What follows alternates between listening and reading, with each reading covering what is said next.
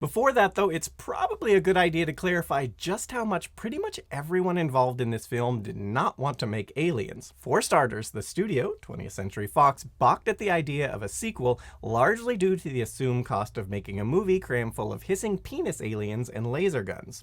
Yes, you heard that right. There was a point in history where studios hated the idea of making a sequel to an extremely popular movie. Now, exactly who at Fox was against making Aliens is a matter of debate. This being an industry dominated by ego, few are willing to go on record as being categorically against greenlighting what is now considered the all-time greatest movie ever featuring Sigourney Weaver wearing a forklift suit and punching a 20-foot-tall alien in the face.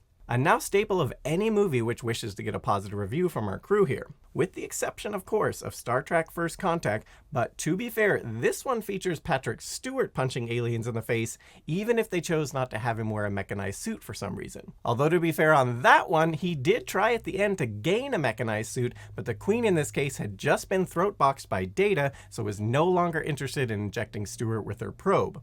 So we'll allow it despite the lack of otherwise necessary Sigourney Weaver. And anyway, Hollywood made up for it in the second greatest Star Trek movie of all time in Galaxy Quest. It's an alien planet! Is there air? You don't know! But going back to Aliens, according to Alien producer David Giler, numerous execs at Fox were cool to the idea of the sequel, if not outright hostile about its potential, or lack thereof. The then vice chairman of Fox, Norman Levy, was quoted by Giler as saying an Alien sequel would be a disaster, but when questioned about this comment by the press, he claimed he'd always been supportive of the idea and merely had issues with the economics of realizing the idea. Likewise, the studio owner at the time, Martin Davis, was also, at least according to Giler, totally against the idea, with the producer noting that his own son told him that execs were going to save the studio money by not greenlighting the project.